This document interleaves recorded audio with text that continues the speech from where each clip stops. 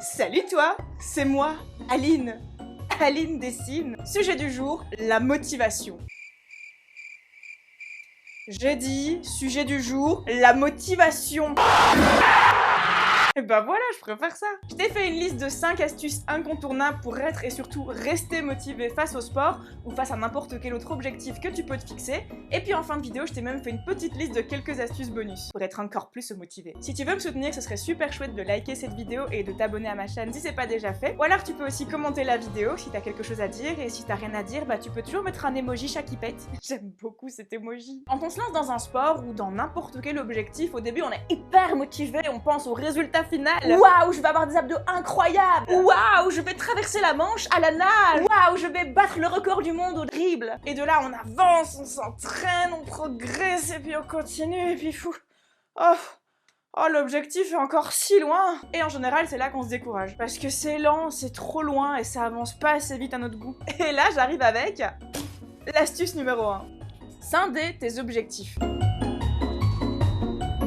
Bien sûr, tu gardes quand même ton objectif final, t'as raison d'être ambitieux dans tes objectifs, il faut voir grand, mais régulièrement, tu vas te fixer des petits objectifs intermédiaires. Ça peut très bien être, demain je cours 5 minutes de plus, aujourd'hui je vais porter 2 kilos de plus au squat, la prochaine fois je ferai 5 abdos en plus. Exemplifions. C'est toujours plus clair avec de l'exemplification. Si tes objectifs c'est d'avoir le même cul que Baccar, un jour je l'aurai, bah ça va te prendre des années. Et du dopage. Pardon? Non, rien, continue. Ça va te prendre des années d'entraînement, mais t'as 1000 raisons d'être fier de toi entre-temps avant d'avoir atteint cet objectif final. À chaque centimètre de tour de fesses gagné, champagne! Non, en fait, l'alcool, ça nique les muscles. Verre d'eau! Genre, pour toi, c'est la fête, un verre d'eau. Moi, j'adore l'eau. Est-ce que tu savais que dans 20-30 ans, il n'y en aura plus? Quand tu passes la barre des 30 kilos au squat, verre d'eau! Quand t'as réussi à faire 2 répétitions de plus au donkey kick, verre d'eau! Chacune de ces petites réussites te rapproche petit à petit de ton objectif final. Mais c'est surtout des excellents prétextes pour nourrir ton cerveau avec de la fierté. Être fier de toi, être contente du travail accompli, c'est super bon pour la motivation. Et c'est comme ça pour tout. Imaginons ton projet, c'est de retaper une vieille maison en ruine. Bah avant même que la maison ne soit complètement finie, il y aura plein d'étapes auxquelles tu pourras être fier de toi et être content de ce que tu as accompli. Quand tu auras retiré tous les gravats et tous les encombrants, bah tu seras content, ce sera une étape de passé. Après, tu seras content quand par exemple tu auras fini de reboucher les trous dans les murs, ou quand tu auras fini la plomberie. Il y a plein de petites étapes où tu diras cool, ça c'est fait, je suis sur la bonne direction, je suis content de moi, j'ai bien bossé. Tu pourras aussi être content de toi quand tu auras fini de creuser la piscine sans échelle, pour tuer des gens dedans. Toi qui regardes cette vidéo, si en ce moment t'as un projet quel qu'il soit, je te conseille fortement de te fixer plein de petits objectifs intermédiaires à réussir en cours de route. Ça te fera du bien niveau motivation. Astuce numéro 2, être fier de soi.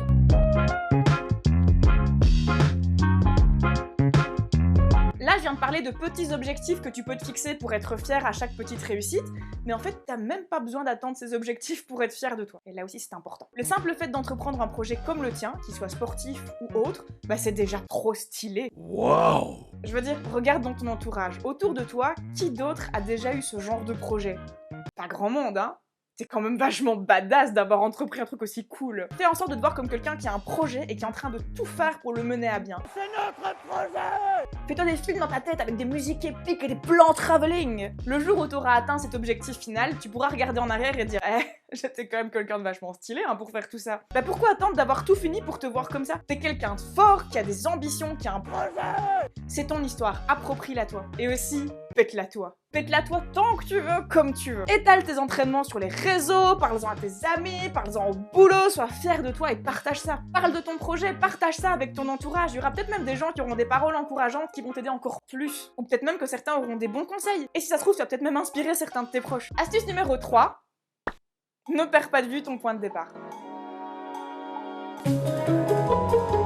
Quand on a le nez dans un projet, c'est souvent difficile d'avoir un petit peu de recul et de se souvenir d'où on est parti. Dans le cadre d'une transformation physique, par exemple, on se voit tous les jours dans le miroir et c'est vraiment pas évident de voir clairement une transformation. Par rapport aux petits objectifs dont je t'ai parlé dans l'astuce 1, tu peux également te dire que c'est pas en courant seulement 5 minutes de plus que t'arriveras à courir un marathon. Ce genre de baisse de motivation, de moments où tu te vois plus progresser, c'est presque inévitable et ça arrive à tout le monde. À ce moment-là, tu prends du recul. Quelle bonne blague, je fais un pas en arrière. Malgré le fait que cette blague était extrêmement nulle, j'ai ri à ma propre blague. Tout a été capturé par nos caméras de surveillance. À ce moment-là, tu prends du recul et t'essaies de te souvenir d'où tu as démarré. Ou simplement où t'étais il y a encore seulement quelques mois. Alors ok, aujourd'hui t'as couru que 5 minutes de plus. Mais par rapport à ta toute première séance quand tu t'es lancé, honnêtement, tu trouves pas que t'as fait des progrès de malade? Si ton objectif c'est une transformation physique, essaie de retrouver une photo qui date de juste avant que tu commences. Là ça va, tu la vois mieux la différence parce que je t'assure que c'est flagrant. T'imagines tout ce que tu peux accomplir si tu continues dans cette voie-là? Imagine dans 2 mois comme ce sera fou. Imagine dans 1 an si tu continues dans la même direction. Ce sera un truc de malade, non? Et là, c'est le moment de te remotiver hein, parce que tu te dis regarde tout ce que j'ai accompli, si je continue comme ça, mais je suis une fusée.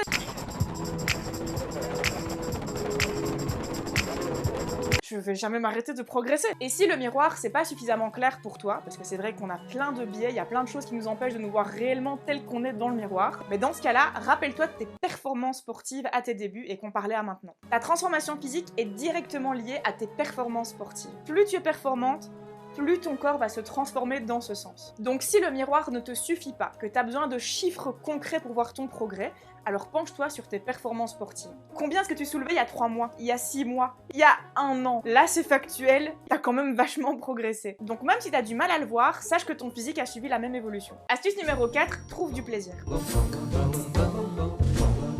Les objectifs que tu te fixes doivent être un minimum en accord avec ce que tu aimes faire. C'est très difficile de rester motivé longtemps sur un projet si on déteste tout ce qui peut nous permettre d'y arriver. Il va donc falloir concilier tes goûts et tes objectifs pour qu'ils collent un minimum si tu veux rester motivé sur le long terme. Trouver des compromis. Je vais prendre mes débuts foireux dans le sport pour exemplationner. Quand j'ai commencé la muscu, j'ai tout de suite adoré les charges lourdes.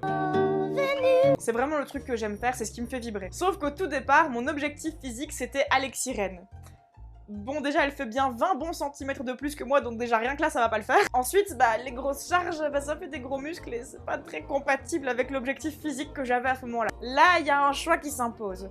Soit je vais devoir m'entraîner léger et pousser au max le cardio pour être la plus svelte possible et me rapprocher vaguement de cet objectif physique, soit je vais devoir trouver d'autres modèles pour me motiver. Bon, je vous le dis tout de suite, moi faire du sport, si c'est pas pour soulever des grosses charges de bûcheron, ça m'intéresse pas, ça m'aurait vite saoulé, j'aurais arrêté. Donc dans un premier temps, je vais follow toutes les nanas hyper grandes et élancées que je suivais jusque-là pour les remplacer par plein de nanas hyper balèzes avec des bons gros cuisseaux, des grosses cuisses. Mais c'est quoi une cuisse? Mon feed Instagram pendant 1 an, ça a été que ça.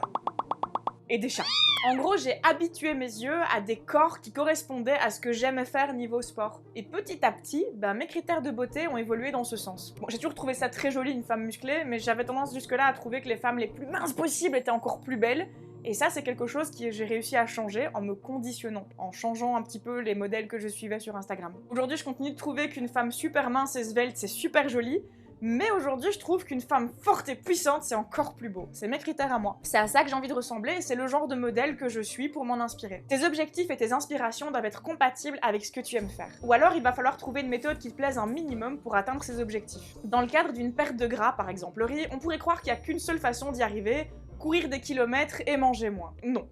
Enfin si, ça peut marcher, mais il y a 1000 autres façons de manger sainement autres qu'en réduisant la quantité, et il y a 1000 autres façons de brûler des calories autres qu'en allant courir. Là, ça va être à toi de trouver celle qui te convienne le mieux. Tu peux t'entraîner seul ou dans des cours collectifs, tu peux suivre des vidéos de hit à faire à la maison, tu peux t'entraîner sur des lives collectifs, il y a plein d'influenceuses qui proposent des lives de sport à suivre en temps réel avec elles par exemple. Il y a 1000 façons de faire, il y a 1000 activités possibles. Le kayak, ça consomme des calories, l'équitation, le basket, la danse, courir avec son chien dans les bois, jouer aux gendarmes et aux voleurs avec ses enfants dans le jardin, faire une après-midi shopping en courant d'un magasin à l'autre, la boxe, le football et même le sexe. Ça brûle des calories. Tu peux te lancer dans un de ces sports et le faire régulièrement, ou alors changer d'activité physique tous les 2 jours.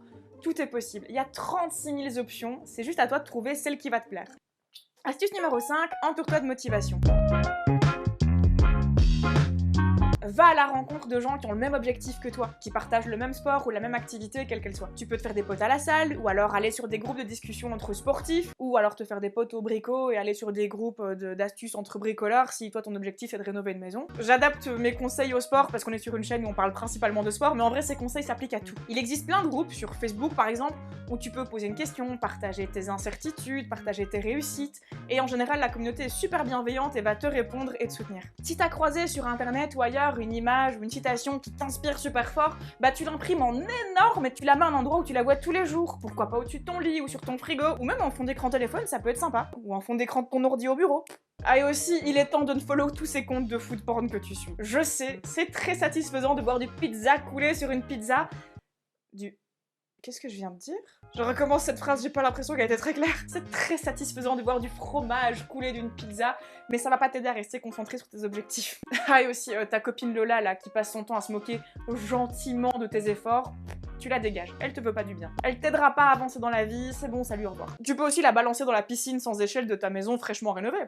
Une idée comme ça. En gros, c'est très simple, tout ce qui te démotive, ça dégage. Tout ce qui te motive, tout ce qui t'inspire, tout ce qui te tire vers le haut, tu le gardes précieusement. Si mon contenu t'inspire ou te motive, tu peux aussi me suivre sur tous mes réseaux. On en vient aux astuces bonus.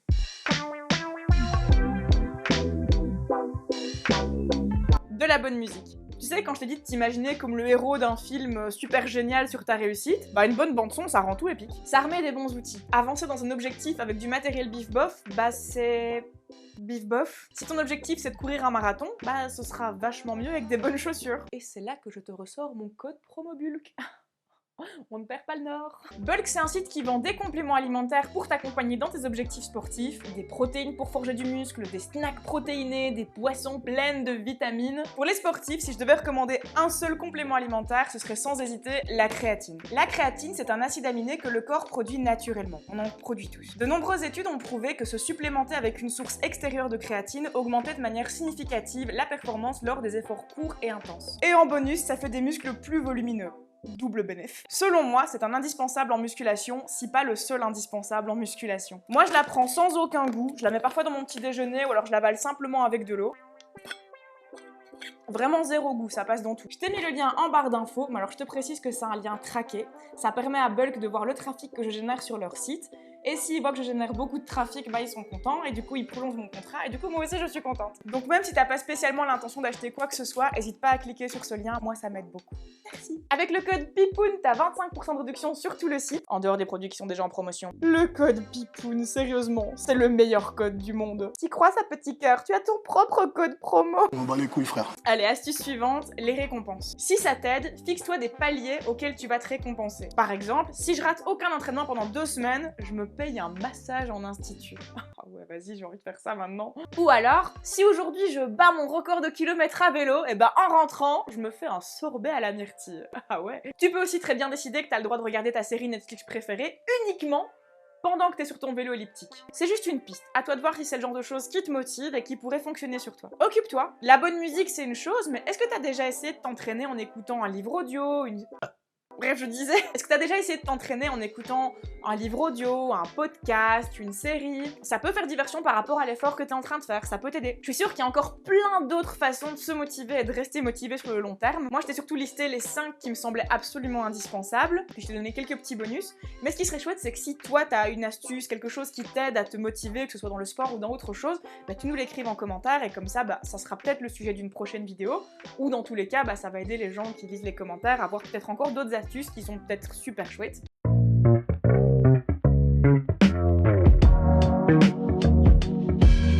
Pour ceux qui attendent la suite de ma série sur le château hanté dans les Sims, ça vient. Si ça prend du temps, c'est parce que je vais pas vous sortir un épisode, mais 2 d'un coup. Donc ça vient, mais ça prend du temps niveau montage. Voilà. Si t'as envie de me soutenir ou simplement que t'as aimé cette vidéo, bah n'oublie pas de mettre un petit like, ça aide vraiment. N'oublie pas le petit chat qui pète en commentaire sur cette vidéo. J'essaie de répondre au maximum aux commentaires. Et si t'es pas déjà abonné, bah tu serais vraiment un petit chat en chocolat si tu rectifiais cette terrible erreur. Et également, si tu penses que cette vidéo pourrait aider des personnes de ton entourage, bah n'hésite pas à la partager, ça aussi ça m'aide énormément, ça aide la chaîne. Et moi, d'ici à la prochaine vidéo, je te fais des gros poutous.